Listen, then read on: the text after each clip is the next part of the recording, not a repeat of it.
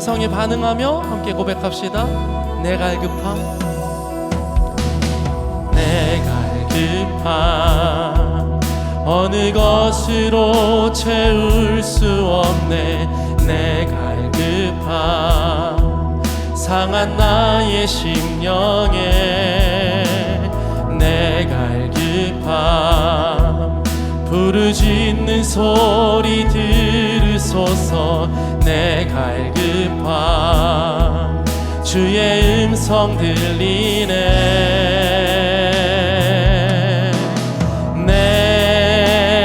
내게로 나오라.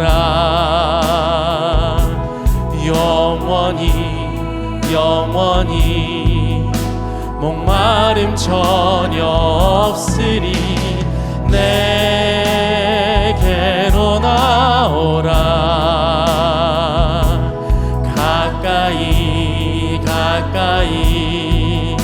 생수의 근원 되신 주께 내게로 나오라. 영원히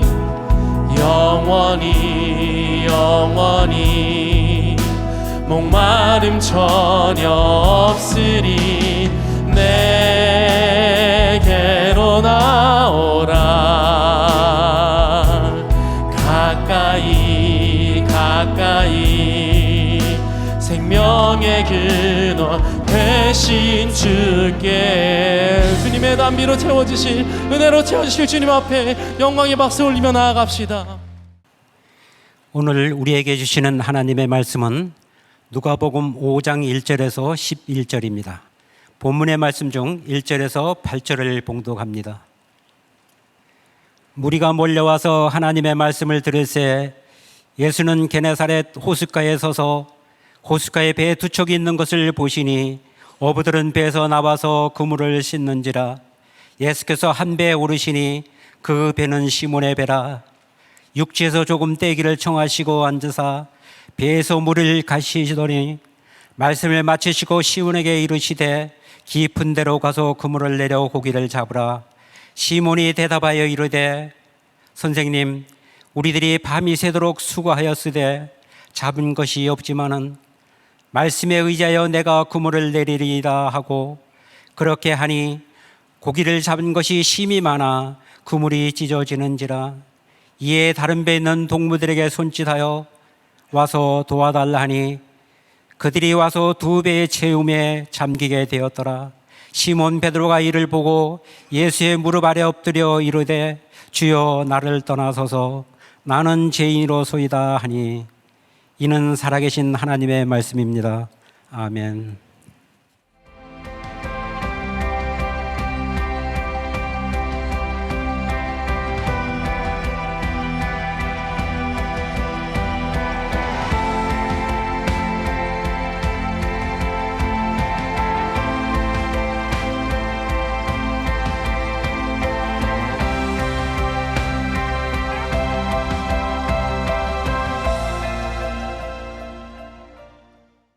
오늘 말씀을 풀어가도록 할 텐데요. 오늘 읽어주신 본문을 중심으로 부름, 나를 따르라는 제목으로 말씀을 나누고자 합니다. 지난주에 담임 목사님 말씀해 주셨지만 헨리 나우엔이 쓴 예수의 길이라는 그 책을 중심으로 이번 설교 시리즈가 준비가 됐고요. 이 같은 책을 가지고 작년 사순절 기간에 여러 부목사님들이 수요 공감 예배 때 이 말씀을 풀어가 주셨어요. 오늘 제가 다루는 두 번째 챕터를 작년 수요 공감 예배에서는 권호연 목사님이, 청소년부를 담당하시는 권호연 목사님이 말씀을 선포해 주셨는데, 그 설교문 시작 즈음에 있는 내용을 먼저 좀 나누는 것으로 설교를 열어가고자 합니다. 목사님의 글이에요. 혹시 좋아하는 연예인이 있으십니까? 저는 어렸을 때 좋아했던 가수가 앨범을 내면 레코드 가게에 방문해서 테이프와 CD를 샀던 추억이 있습니다. 또 어른이 되어서는 그 가수가 콘서트를 열면 그 콘서트장에도 갔던 기억이 있습니다. 그러다가 문득 요즘 콘서트 티켓은 얼마 정도를 하지? 이게 이제 궁금하셨던 것 같아요, 목사님이. 그래서 이게 검색을 하면서 관련된 기사와 이렇게 내용들을 설교문에 적어두셨는데 제가 좀 설명을 해드릴게요. 목사님 찾아보시니까 요즘 콘서트에는 크게 두 가지 종류의 콘서트가 있다는 거예요. 그래서 우리가 일반적으로 알고 있는 콘서트가 있는데, 이런 콘서트는 이제 한 가수가 자기 앨범을 이렇게 몇 장을 내게 되고 히트곡이 생기면 자기의 노래를 가지고 이렇게 쭉 노래로 공연을 하는, 우리가 익히 잘 아는 그런 콘서트죠. 그런데 이런 콘서트보다 한 단계 위에 상위 개념이 있는데요, 더 쇼라고 불리는 큰 공연이라고 합니다. 이건 단순히 노래만 부르는 것이 아니고요, 이 가수의 노래에 그 걸맞는 그 상황과 그 모든 것들을 연출하면서 엄청난 퍼포먼스를 하고요, 최고의 영상과 조명과 음향 시스템을 갖춰서 정말 문자 그대로 하나의 거대한 쇼를 이렇게 치러내는 것이죠. 그래서 그렇기 때문에 이런 더 쇼는 아무 가수나 할 수가 없답니다. 이 모든 걸 하는데 많은 비용이 들기도 하고 많은 것들이 준비되어야 하기 때문이죠. 이렇게 일반 콘서트와 더 쇼가 규모에 있어서도 다르다 보니까 티켓 가격도 크게 차이가 난다고 합니다. 보통 콘서트가 10만 원에서 한 30만 원 정도로 티켓 가격이 책정이 된대요. 그런데 이 더 쇼라고 하는 큰 공연은 시작 가격이 대충은 한 50만 원, 보통은 100만 원, 그 이상까지도 가게 되고요. 이 티켓조차 구하기가 어려워서 암표가 성행하는데 가격이 천정부지로 높아진답니다. 그럼에도 불구하고 그 티켓을 구하기 위해서 몇백만 원을 지불하고 그 더 쇼에 참석을 한다는 거예요. 목사님이 말씀을 이어가면서 이렇게 성도님들에게 질문하셨습니다. 여러분은 이런 쇼에 50만 원, 100만 원, 아니 그 이상의 150, 200만 원을 내고 참석하시겠습니까? 저도 그 질문을 듣는데 망설여지더라고요. 내가 어떤 가수의 공연에 200만 원? 150만 원? 낼 수 있을까? 근데 목사님이 이렇게 쓰셨어요. 망설여지시죠? 왜 그러냐면 우리는 팬이 아니기 때문입니다. 그 가수의 팬은 그 값이 얼마든지 상관없이 지불하고 그 공연에 참여를 한다는 거죠. 그런데 이런 팬들보다 더한 사람들도 있대요. 팬을 뛰어넘어 그 가수의 제자, 그 가수의 팔로워가 되는 사람들이 있는데, 대표적인 사례가 여러분 BTS 아시죠? 방탄소년단, 전 세계적인 가수가 되었는데요, 이 BTS 방탄소년단의 팬클럽 그 이름이 아미거든요. 이 아미 멤버들은 자신들은 팬을 뛰어넘어 제자가 된다라고 선포한다는 거예요. 작년 12월에 한 언론사가 이런 각 이제 스타들의 팬클럽들이 1년 동안 얼마 정도의 돈을 이 자기의 스타를 위해 쓰는지를 조사를 했는데, 단연 BTS의 팬클럽인 아미가 전 세계 지출 1위를 달성했다고 합니다. 목사님이 이렇게 쓰셨어요. 제가 이 글을 보고 있는데 이해가 되기 시작했습니다. 우리 청소년부 아이들만 봐도 BTS 폰 구입에 100만 원 이상 쓰고, 콘서트 갔다 왔어요, 뭐 앨범 샀어요, 굿즈 샀어요 하는 거 다 합해보면 우리 만나교회에 있는 청소년들만 해도 200만 원, 300만 원 넘게 쓴다는 거죠. 이렇게 이제 설교를 쓰시면서 권호연 목사님 이렇게 쓰십니다. 제 마음속에 한 가지 질문이 떠올랐습니다.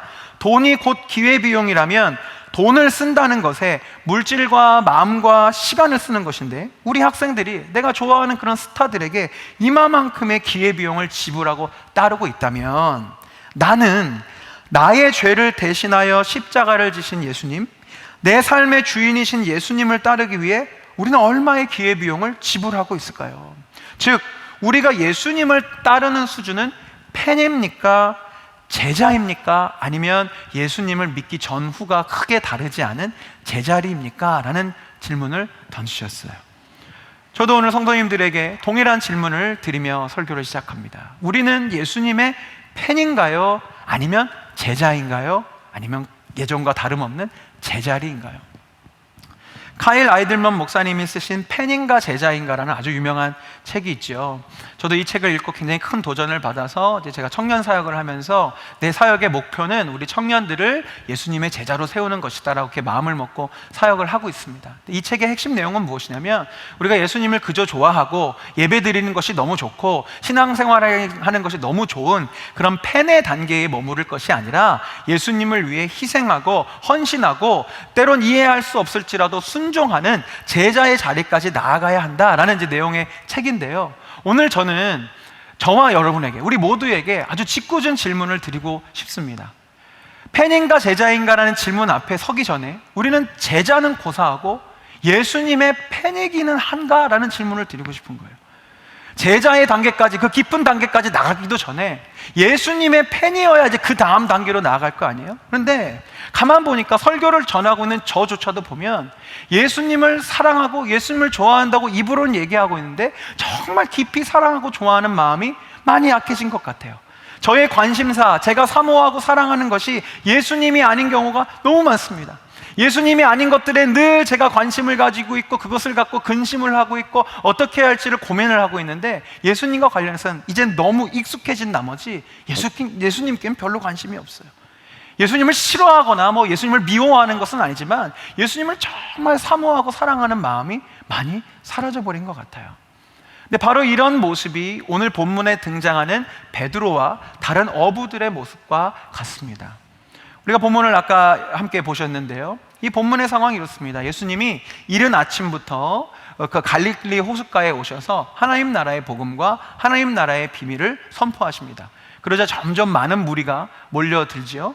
너무 점점 사람들이 많아지니까 예수님이 많은 회중을 더 보기를 원하셔서 이제 배를 띄워서 조금 더 멀리 회중과 떨어지시게 되는 겁니다. 근데 우리가 성경을 보셨지만 그때 누구의 배에 타셨냐면 시몬 베드로의 배에 타셨어요. 다른 사람이 아니고요. 근데 본문을 통해 보셨지만 베드로는 지금 예수님의 말씀과 예수님의 설교와 예수님의 가르침에 관심이 전혀 없습니다. 그는 그저 지금 그물을 찢고 있어요. 자기 배에 예수님이 타서 말씀을 전하고 계심에도 불구하고 귀담아 듣지 않아요. 왜 그러냐면 이제 곧 풀어가겠지만 지금 베드로의 관심과 베드로의 걱정은 하나님 나라의 비밀과 복음이 아니에요. 밤새도록 수고했는데 물고기를 한 마리도 건지지 못했습니다. 이것은 오늘날 우리에게 비유해보면 어떻습니까? 내가 밤이 새도록 수고했어요. 일을 하고 노동을 했는데 받을 돈이 하나도 받지 못한 거예요. 열심히 장사를 했는데 손님이 한 명도 오지 않은 거예요. 얼마나 절망스럽겠어요? 얼마나 많은 고민이 있겠어요? 우리 식구들이 이제 뭘 먹고 살아야 되지? 오늘 당장은 내가 어떻게 살아야 되지? 이게 저속한 문제가 아니라 정말 현실적인 먹고 사는 생계의 문제, 한 명의 가장으로서 이 베드로는 지금 다른 것이 자기의 마음에 들어오지 않습니다. 그러니까 지금 그물을 씻으면서 아마도 고민했을 거예요. 왜 지난밤에는 물고기를 한 마리도 잡지 못했을까? 뭐가 문제였을까? 계속 그 고민만 하고 있어요. 근데 오늘 핵심의 내용이 무엇입니까? 예수님이 베드로를 그리고 우리를 예수님의 제자로 부르신다는 것이 오늘 말씀의 핵심인데요, 예수님은 지금 베드로를 제자로 부르시기로 작정하셨죠. 그러니까 하나님 나라의 복음과 하나님의 나라의 비밀에 대해서 전혀 관심이 없는 베드로에게 그의 관심사로 접근해 오신 거예요. 바로 이런 장면이죠. 말씀을 마치시고 시몬에게 이르시되 깊은 데로 가서 그물을 내려 고기를 잡아라. 아주 정확하게 주님이 오시는 거예요. 왜요? 베드로는 지금 고기 잡는 게 가장 중요한 일이거든요. 그래서 예수님 말씀하세요. 깊은 데로 가서 그물을 내려서 고기를 잡으십시오. 근데 우리가 아는 바대로 베드로는 베테랑 어부였고요, 예수님은 목수였어요. 그리고 많은 성경학자들이 이야기하기를 아마도 예수님이 베드로보다는 조금 더 나이가 어렸을 것이라고 이야기합니다. 그런데 베드로가 참 귀한 것이 이 작은 순종에서부터 우리가 아는 사도 베드로가 된 거예요. 자기의 마음에는 밤새도록 했는데 깊은 데든 얕은 데든 다 해봤는데 안 됐잖아요. 그런데 이 선생님이 하는 이야기에 그저 한번 순종을 해봅니다. 그 작은 순종에 어떤 일이 일어나냐면 이런 일이 일어나죠. 시몬이 대답하여 이르되 선생님, 우리들이 밤이 새도록 수고하였지만 잡은 것이 없습니다. 그렇지만 말씀에 의지하여 제가 그물을 한번 내려볼게요 하고 내렸어요. 그렇게 하니 고기를 잡은 것이 심이 많아. 근데 여기까지는 굉장히 행복한 스토리죠. 와, 밤새 한 마리도 못 잡았는데 너무 많이 잡은 거예요. 지금 막 말하자면 내 통장 계좌로 돈이 막 들어오는 그런 느낌입니다. 너무 즐거운 순간인데 그 즐거움과 기쁨은 몇 초 가지 않습니다. 이어지는 구절이 이렇게 되어 있죠. 고기 잡은 것이 심이 많아 어떻게 돼요? 그물이 찢어지기 시작하고요. 7절입니다. 이에 다른 배에 있는 동무들에게 손짓하여 와서 도와달라 하니 그들이 와서 두 배의 채움에 배가 잠기게 됩니다. 근데 이게 왜 행복하지 않은 이야기냐면, 우리가 보통 이 이야기를 들을 때 예수님 말씀에 순종했더니 정말 많은 물고기를 얻는 기적이었습니다 라고 보지만, 한번 베드로의 입장에 되어봤으면 좋겠어요. 베드로는 지금 물고기를 처음에 좀 막 많이 잡히니까 너무 즐거웠겠죠. 그런데 이내 그물이 찢어집니다. 배가 잠깁니다. 그물과 배는 어부에게 있어서는 생명과도 같은 겁니다. 그물이 없고 배가 없으면 자기의 생계를 이어갈 수가 없는 거예요. 긴 이야기를 줄이면 지금 베드로는 저 관심 없었던 예수의 말에 순종해서 따라봤는데 일이 더 이상해지는 겁니다. 인생이 망하는 길로 가는 겁니다. 아니, 내가 지금 먹고 사는 것이 나의 가장 중요한 문제고 오늘 몇 마리의 물고기를 잡았는 것이 가장 중요한 문제인 것으로 살아가는 사람인데 저 예수라는 선생의 말을 듣고 갔더니 내 인생이 이게 뭐야? 그물이 찢어지고 배가 망가지고 난 이제 어떻게 살아가는 거야? 라는 현실적인 두려움이 다가왔어요. 그래서 우리에게는 이 이야기가 정말 예수님의 말씀에 순종했더니 역시 기적이 일어나는구나 라는 일로 보여질 수 있겠지만 베드로는 그 모든 상황 가운데 두려움이 엄습했죠. 그래서 우리가 잘 아는 그 장면이 예수님 발 앞에 나타나는 거예요. 주여 나를 떠나소서 나는 죄인으로서이다. 지금 베드로는 예수님의 존재, 예수님을 따라간다는 것 자체에 대한 두려움이 생기기 시작했어요. 와, 내 인생 잘못 큰일 나겠는데? 그래서 예수님 보고 겸손하게 떠나달라고 요청을 하는 것이죠. 그러나 예수님은 그 두려움 가운데 있는, 두려움으로 무언가를 결정하려고 하는 베드로를 향해 두려움의 자리에서 사명의 자리로, 두려움의 자리에서 사랑의 자리로, 제자의 자리로 부르고 계십니다. 그 장면이 오늘 본문 10절에 있습니다. 세베대의 아들로서 시몬의 동업자인 야고보와 요한도 놀랐습니다. 예수께서 시몬 베드로에게 이르시되 무서워하지 말라. 베드로야, 너 두려움 가운데서 머무르지 말아라. 무서워하지 말라. 이제 후로는 내가 사람을 취할 거야. 두려움의 자리가 아니라 사랑의 자리로, 사명의 자리로, 생명 살리는 자리로 나오게 될 거야. 그런데 놀라운 것은 11절 그들의 반응이었지요. 그들이 베드를 육지에 대고 모든 것을 버립니다. 이것은 두려움의 자리를 버리겠다는 아주 상징적이고 신앙적인 표현인 것이죠. 자신의 모든 두려움은 그 배에 있었습니다. 배에 인생을 걸고 오늘 물고기를 얼마나 잡느냐, 그물이 찢어지냐 안 찢어지냐, 배가 잠기냐 안 잠기느냐가 늘 언제나 자신의 삶의 이유였고 두려움이었고 그런 것이었는데 베드로와 요한과 야고보가 그 배를 과감하게 버리고, 이것은 단순히 물리적으로 배를 버린 것이 아니라 자기의 두려움의 자리를 버리고 예수님을 따라가기로 결단한 것이죠. 바로 이것이 우리가 오늘 나누고 있는 이 부르심에 반응하는 제자도의 모습의 시작입니다. 이 영성을 헨리 나우엔은 그의 책에서 이렇게 기록하였습니다. 어떤 일을 결정할 때마다 우리는 스스로 이렇게 물어야 합니다. 나는 생존에 대한 두려움 때문에 이 일을 하는가, 아니면 신뢰 가운데 행하는 것인가? 우리는 자신이 언제 두려움으로 행하고 언제 사랑으로 행하는지 알고 있습니다. 항상 사랑을 선택하고 두려움 때문에 행동하지 않는 것, 이 역시 작은 변화입니다. 예수님을 따르려면 두려움에서 방향을 틀어 사랑을 향해 나아가야 합니다. 이 부분에 대해서 조금 더 설명해 드릴게요. 그래서 여기서 첫 번째, 진정한 제자도의 첫 번째 시작의 모습은 무엇이냐? 두려움이 아닌 사랑으로 살아가는 것. 두려움으로 결정하는 것이 아니라 사랑으로 결정하고 사랑으로 살아가는 것이 제자도의 첫 번째 영성입니다. 예수님을 따른다는 이 진정한 의미, 진정한 제자도의 의미를 모르기 때문에 우리는 예수님을 따라가면서도 이렇게 우리 성도님들 예배드리고 신앙생활 열심히 하고 계시면서도 두려움에 입각해서 신앙생활을 하실 때가 참 많아요. 그런 신앙을 우리는 보통 율법적인 신앙, 종교화된 신앙, 기복주의 신앙이라고 이야기합니다. 이를테면 이런 것입니다. 기도를 열심히 합니다. 성경 통독도 빠짐없이 철저하게 합니다. 헌금 생활도 완벽하게 철저하게 합니다. 참 귀한 신앙의 모습이죠. 그런데 이 모든 신앙생활의 이유가 두려움 때문인 경우가 참 많아요. 저 스스로도 그럴 때가 많고요. 어떤 두려움일까요? 내가 기도하지 않고 헌금 드리지 않고 말씀 읽지 않으면 꼭 하나님께 벌을 받을 것만 같아. 아니, 벌까지는 아니더라도 내가 그런 신앙생활에 열심을 갖지 않으면 내게 예비된 축복을 내려주시지 않을 것 같아서 뭔가 모를 의무감과 어떤 채무의식 같은 거에 휩싸여서 그냥 그 신앙생활을 열심히 하죠. 그러다 보니 우리의 신앙생활, 예수님을 따라가는 제자의 삶에 대한 이미지가 어때요? 늘 두렵고 늘 무겁고 늘 부담되고, 어떻게 하면 이 제자의 길을 피해볼 수 있을까? 어떻게 하면 이런 힘든 신앙생활을 좀 쉬어볼 수 있을까에 대한 생각이 숭숭 올라오죠. 근데 이것이 얼마나 슬픈 모습인지 제가 비유를 들어드릴게요. 아까 말씀을 시작하면서 방탄소년단의 그 아미 팬클럽 이야기를 해드렸는데요. 만약에 이 아미 멤버들이, 이 팬클럽 멤버들이 두려움 때문에 팬클럽 활동을 한다면 얼마나 웃기겠어요. 예를 들면 이런 겁니다. 앨범을 안 사면 팬클럽 지부장에게 혼이 날까봐 막 구매를 해요. 억지로. 콘서트 티켓을 막 안 사고 싶은데 그거 안 사면 이 팬클럽에서 탈퇴당한다고 하니까 마지못해서 막 콘서트 티켓을 사고 가기도 싫은데 가서 앉아 있어요. 만약에 굿즈 뭐 이런 물건들 필요도 없는데 이거 안 사면 이 팬클럽에서 왕따 당할까봐 그냥 마지못해 쓰지도 않을 거 사놓고 그냥 막 집어 던져놓고 있다고 쳐보자고요. 이게 얼마나 넌센스 상황입니까?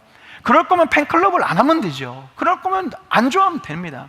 근데 만약에 내가 너무 두려워서, 내가 사람들한테 잊혀질까봐, 내가 뭐 왕따를 당할까봐 뭐 이런 이유들 때문에 팬클럽을 한다고 하면 너무나 우스운 모습인 것이죠. 그런데 이것을 이렇게 비유로 놓고 보면 이해가 되는데, 정작 우리의 신앙생활에 대입해 보면 이런 모습일 때가 너무 많다는 거예요. 우리는 노래로, 찬양으로 주님을 사랑한다고 고백합니다. 아마도 이 자리에 모여 계시고 우리 함께 예배하시는 분들 마음속에 분명히 주님을 사랑하고 좋아하는 마음이 있으실 거예요. 그렇기 때문에 우리가 이 자리를 지키는 거 아니겠어요? 그런데 우리가 우리의 신앙생활을 하는 것을 예수님을 사랑하기 때문에, 예수님을 좋아하기 때문에, 예수님의 말씀을 사모하기 때문에 그렇게 해야 하는 것이 옳고 당연하고 자연스러운 것인데, 어느덧 그 마음들은 사라지고 의무감과 두려움만 남아서, 죄송해요, 때로는 우리가 예수님을 억지로 믿고 있을 때가 너무 많다는 거예요. 제자의 길을 가야 되는데 두려움에 입각해서 제자의 길을 가려고 하는 것이죠. 그런데 이러한 삶의 태도가, 이러한 신앙의 태도가 우리의 일상을 대하는 태도에까지 영향을 미칩니다. 이런 모습이죠. 내가 사람들 사이에서 잊혀질까 두려워서 관계를 맺는 경우 우리가 참 사회생활 할 때 많아요. 내가 불필요한 모임인데 거기 안 나가면 이 그룹에서 내가 꼭 잊혀질 것 같아서, 내가 이렇게 멀어질 것 같아서 그냥 힘든데도 별로 안 좋은 모임인데도 막 나갑니다. 먹고 살지 못할까봐 꾸역꾸역 소명과 사명에도 맞지 않는 일을 막 합니다. 외로워질까 두려워서 건강하지 않은 교제, 건강하지 않은 관계를 막 맺어갑니다. 이게 다 두려움에 입각해서 인생을 살아가기 때문이에요. 내 생존과 내 존재와 내 모든 것이 무너질까 두려워 결정하고 움직이는 거죠. 참 안타까운 인생이고 슬픈 인생이고 비참한 인생입니다. 예수님은 우리의 인생을, 예수 믿는 자의 인생을 이런 모습으로 부르시지 않았어요. 예수님을 제대로 믿고 예수님을 제대로 따르는 제자의 삶을 산다는 것은 예수님을 사랑하고 예수님을 좋아하기 때문에 그 선하고 아름답고 행복한 마음 안에서 그 사랑하는 예수님이 보여주셨고 우리에게 명령하신 이웃을 사랑하고 서로 사랑하는 모습으로 살아가는 것이 우리 인생 제자의 모습인 거죠. 무언가를 결정하고 무언가를 움직일 때 두려워서가 아니라 내가 하나님을 사랑하니까 이 일을 합니다. 내가 하나님 이 이웃을 사랑하기 위해서 이 일을 합니다. 물론 말처럼 쉽지는 않지만 이렇게 마음 먹고 움직이는 것이 정상적인 그리스도인 예수님께서 기뻐하시는 제자의 모습이라는 것입니다. 그렇기 때문에 우리는 우리의 일상의 자리에서 주님을 사랑하고 이웃을 사랑하는 제자도의 모습을 펼쳐야 되는데요, 그 사랑을 베푸는 모습에 대해서 오늘 본문을 통해 두 번째 영적인 원리를 찾습니다. 진정한 제자도의 두 번째는 무엇이냐면 지극히 작은 일을 못 본 채 하지 않는 것입니다. 오늘 제가 제자도, 제자가 되는 것, 이 부분에 대해서 우리 성도님들께 나누고 있는데요, 사실 이 설교를 전하는 저에게도 큰 부담이 있었습니다. 이 설교의 자리를 맡겨졌을 때 이번 주제가 제자도라는 이야기를 듣고 큰 부담이 왔어요. 왜요? 우리 안에 제자가 된다, 예수님의 제자가 된다면 먼저 부담감부터 와요. 그거 힘든 거 아닌가요? 예수님의 제자가 된다는 거 21세기의 수도사처럼 사는 거 아닌가요? 라는 이미지를 갖게 돼요. 저만 그렇지 않을 것 같아요. 우리가 예수님의 제자, 예수님을 따라간다, 예수님을 따른다 라는 이런 이야기를 듣게 됐을 때 벌써부터 큰 부담을 가지고, 그렇기 때문에 두려움을 가지고 예수님의 제자라면 이것도 해야 될 것 같고 저것도 해야 될 것 같고 많은 것들을 희생하고 포기해야 될 것 같은데 나는 못해요. 내 인생 내 코가 석자여서 나는 못해요 라는 반응이 올라오게 되어 있지요. 근데 헬리나오에는 이 베드로를 부르시는 장면 가운데서 예수님이 우리를 부르신 것은 그렇게 부담스럽고 두려운 자리를 부르신 것이 아니라는 것을 이렇게 표현을 하고 있습니다. 예수님을 따르라는 부름에 우리는 아주 구체적으로 반응할 수 있습니다. 나 자신과 내 두려움을 떠나 주님 쪽으로 한 걸음씩만 옮기면 됩니다. 꼭 거창한 무언가를 해야만 그분을 따르는 것이 아닙니다. 작은 답을 이미 알면서도 큰 질문을 던지는 사람이 놀라울 정도로 많습니다. 어떤 이들은 내게 이렇게 묻습니다. 정말 모든 것을 버리고 선교를 떠나야 합니까? 예수님을 따르려면 정말 내 가족과 직업과 재산을 다 버려야 합니까? 내 답변은 이렇습니다. 단순한 일로 한 걸음씩 시작할 수 있는데 왜 거창하게 묻습니까? 자녀에게 소리를 지르지 않겠다는 다짐도 좋습니다. 이렇게 돼 있어요. 예수님을 따르고 두려움을 넘어 사랑의 자리로 나아가는 제자의 삶을 산다는 것은 작은 일, 지극히 작은 일, 내가 할 수 있는 일, 내가 해볼 수 있는 일에서부터 시작하는 거라는 말씀이죠. 우리 인생 가운데 많은 예수님의 제자들이 있었습니다. 근데 이 예수님의 제자들이 저마다 각각 다른 모습으로 주님을 섬겼어요. 근데 우리는 예수님의 제자가 될 때 늘 사도 바울, 베드로, 주기철 목사님, 손양원 목사님 막 이런 분들만 머릿속에 막 먼저 떠오릅니다. 아, 내가 예수님의 제자가 된다면 저런 분들의 모습처럼 살아야지. 그런 모습을 따라가려고 모방해보려고 애쓰는데 그거는 잘못된 방법이에요. 각자의 부르심이 다릅니다. 각자에게 맡긴 사명이 다르고요. 주님은 우리 한 사람 한 사람에게 지극히 작은 일을 순종하는 것으로 제자의 삶을 살아갈 수 있도록 부르셨다는 말이에요.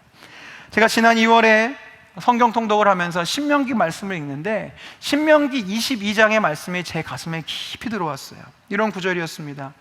내 형제의 소나 양이 길 잃은 것을 보거든 못 본 채 하지 말고 너는 반드시 그것들을 끌어다가 내 형제에게 돌릴 것이요 내 형제가 내게서 멀거나 또는 내가 그를 알지 못하거든 그 짐승을 내 집으로 끌고 가서 내 형제가 찾기까지 내게 두었다가 그에게 돌려줄지니 나귀라도 그리하고 의복이라도 그리하고 형제가 잃어버린 어떤 것이든지 내가 얻거든 다 그리하고 못 본 채 하지 말 것이며 내 형제의 낙이나 소가 길에 넘어진 것을 보거든 못 본 채 하지 말고 너는 반드시 형제를 도와 그것들을 일으킬지니라 이렇게 되어 있습니다. 지금 제가 별도의 색으로 표시해 두었지만 못 본 채 하지 말고 못 본 채 하지 말고 못 본 채 하지 말고 주님이 우리에게 요구하시는 하나님의 말씀에 순종하는 삶, 주님이 우리에게 요구하시는 제자의 삶은 거창하고 위대한 어떤 그런 일들이 아니고요, 내 삶에 보게 하신 것들을 못 본 채 하지 않고 그 작은 일에 순종하고 사랑을 베풀하는 것이죠. 우리 담임 목사님께서 또 여러 차례 말씀하십니다. 눈에 보이는 것이 사명이고 내 마음에 어떤 불편함이 들어왔다면 그것이 나에게 주신 거룩한 부담감이라고요. 이렇게 살다 보면 막 어질러진 것들이 보일 때가 있어요. 근데 이 예수님의 제자의 마음을 품지 않고 그냥 보면 누가 이렇게 어질러 놨어? 여긴 왜 이렇게 지저분한 거야? 라는 것으로 끝나겠지요. 그런데 이제 우리가 제자의 마음을 품으면 내 눈에 지저분한 것이 보입니까? 청소해야 할 것이 보입니까? 그럼 제자의 마음으로 내가 먼저 치우는 거예요. 왜? 내 눈에 보였으니 내가 못 본 채 하지 않는 것이죠. 누가 말을 막 험하게 해요. 예전에는 뭔 쟤 말을 저렇게 해 라는 것으로 불평하고 넘어갈 수 있겠지만 이제 내가 보았으니 제자의 마음으로 그 사람의 마음을, 그 사람의 표현을 못 본 채 하지 않는 거죠. 왜 저 친구는 지금 화가 나 있을까? 왜 저 친구는 아침부터 짜증이 나 있을까? 관심 가져주고 기도해주고 혹시라도 도와주거나 위로해줄 일이 있으면 조금 해주고, 그렇게 작은 일들 가운데 우리가 못 본 채 하지 않고 내게 맡겨주신 그 작은 사랑을 실천해 가기 시작할 때 예수님의 제자로서의 삶, 하나님 나라의 확장이 시작되는 거예요. 저와 함께 청년 사역을 하고 있는 저희 청년부에 우리 차원석 목사님이 계세요. 같이 동역하는 목사님이신데요, 이 차원석 목사님이 우리 청년들 설교를 할 때 나누셨던 간증을 여러분들에게 좀 나누고 말씀을 맺고자 해요. 우리 차원석 목사님도 우리 만나교회에서 저 전도사 생활을 하셨거든요. 그래서 전도사 시절에 그때 당시 집이 인천이셨대요. 근데 그때는 이제 차가 없었기 때문에 인천에서부터 우리 성남 여기 분당까지 시외버스를 타고 출퇴근을 하셨답니다. 근데 이제 인천에서부터 이제 서울 들러서 이제 막 오니까 일찍 나가지 않으면 늘 1시간 이상을 서서 와야 했대요. 그래서 가능하면 이제 일찍, 평소보다 더 일찍 이렇게 나와서 이제 앉아 가려고 애를 쓰셨는데 어느 날 조금 일찍 나와가지고 마침 자리를 딱 앉으셨대요. 그래서 속으로 생각했습니다. 와, 이제 1시간 동안 편히 쉬면서 갈 수 있겠구나. 그래서 지그시 눈을 감고 좀 자면서 가야지 하고 이렇게 있는데, 눈을 감고 이렇게 그 당시 전도사님, 목사님이 쭉 가시는데 옆에서 뭔가 이렇게 거친 숨소리가 들리더래요. 느낌이 이렇게 좋지 않았지만 눈을 뜰까 말까 하다가 슬쩍 실눈을 뜨셨답니다. 그랬더니 어머니 뻘 되시는 한 여자분이 큰 짐을 들고 굉장히 힘들게 서 계시더래요. 와, 봤잖아요. 우리 목사님은 어떻게 하셨을까요? 눈을 더 질끈 감으셨답니다. 난 못 봤어. 난 못 본 거야. 못 본 거야. 눈을 이제 감고 이제 하나님과 내면에서의 대화가 막 시작된 거죠. 하나님이 성경 구절도 생각나게 하시고 막 이렇게 하는데, 야, 너 봤잖아. 지금 못 본 채 하면 안 돼. 너 지금 봤잖아. 못 본 채 하면 안 돼. 그 하나님의 말씀을 이길 수가 없어서 이 목사님이 그 아주머니에게 자리를 이렇게 양보했어요. 하고 속으로 서우면서 하나님께 불평했대. 하나님, 왜 하필 이분이 제 앞에 서가지고 저 좀 모처럼 일찍 나와서 자리에 앉았는데 이게 뭐예요? 막 그래서 가고 계셨는데, 이제 성남 터미널에 다 왔을 즈음에 그 여자분이 우리 목사님에게 이런 고백을 하시더래요. 총각, 고맙습니다. 내가 왜 총각에게 굳이 이런 이야기를 하는지 모르겠지만 내가 얼마 전에 사기를 크게 당했어요. 믿었던 친구한테 배신당하고 회사고 집이고 다 날라갔어요. 망하니까 주변 사람들이 다 떠나더라고요. 이대로는 도저히 살 수가 없을 것 같아서 여기 사는 아들놈 얼굴 한번 보고 확 죽어버릴까 했어요. 그런데 총각이 아까 자리를 양보해 주는데 별일도 아닌 그 일에 그렇게 눈물이 나더라고요. 문득 세상에 아직은 살만한 곳이구나, 하나님이 이렇게 내 마음을 위로해 주시는구나 라는 힘이 나더라고요. 그래서 조금 더 살아보려고요. 열심히 살다 보면 언젠가 저도 다시 일어서서 누군가에게 친절을 베풀 날이 또 오겠죠? 그때까지 한번 잘 살아보겠습니다 라는 말씀을 하시고 버스에서 내리셨대요. 네, 물론 우리의 인생에 늘 언제나 이렇게 드라마틱한 일이 펼쳐지지는 않겠지만 지금 차원성 목사님이 엄청나게 큰 일을 한 게 아니잖아요. 그저 내 눈에 자리를 양보해 줘야 될 사람이 보였을 때 못 본 채 하지 않고 그 자리를 내어주었는데 그 일이 한 영혼을 살리는 일이 되어지는 거예요.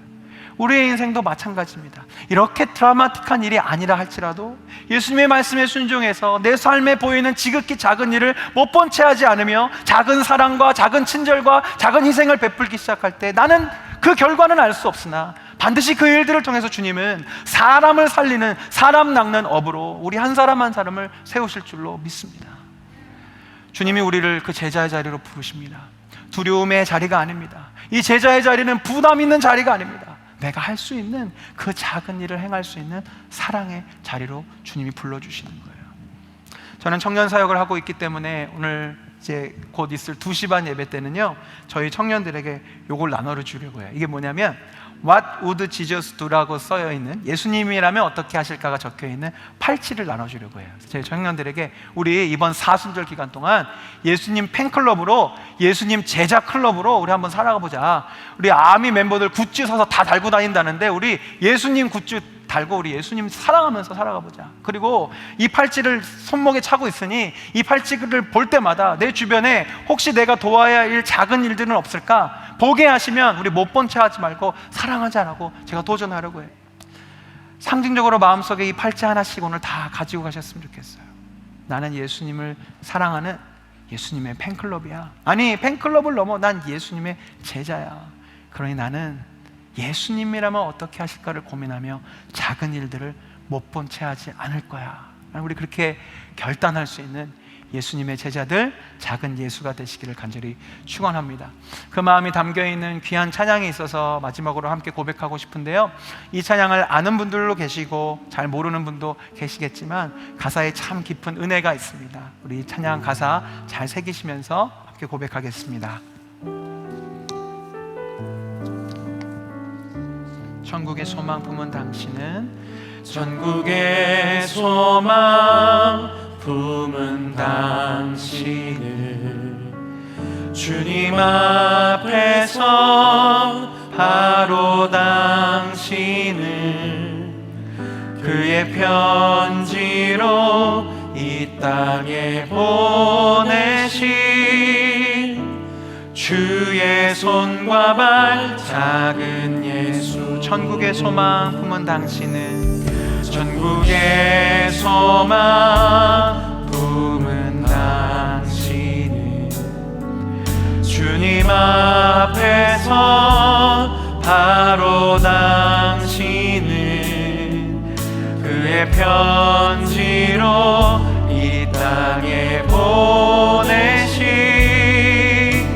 주의 손과 발 작은 예수. 주님 앞에서 흠없는 경건은, 주님 앞에서 흠없는 경건은 고아와 과부를 위해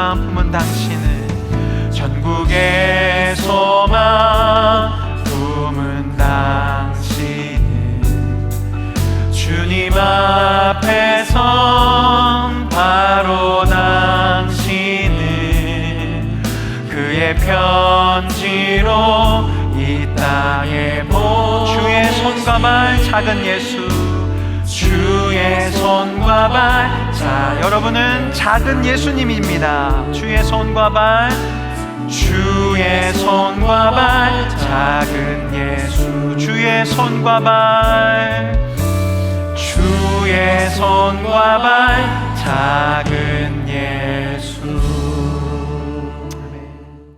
지금은 우리의 머리가 되어주시며 우리의 삶의 본이 되어주시는 예수 그리스도의 크신 은혜와 하나님 아버지의 극진하신 사랑하심과 지금도 우리 안에 계셔서 우리로 하여금 사명을 발견케 하시는 보혜사 성령님의 감화감동 역사 충만하심이 이제 두려움의 자리에서 사랑과 사명의 자리로 내게 보여주신 지극히 작은 일들을 못 본 채 하지 않으며 그 제자의 삶을 살아가기로 결단하고 다짐하는 하나님의 거룩한 백성들의 삶 가운데 영원토록 함께 하시기를 간절히 축원하옵나이다. 아멘.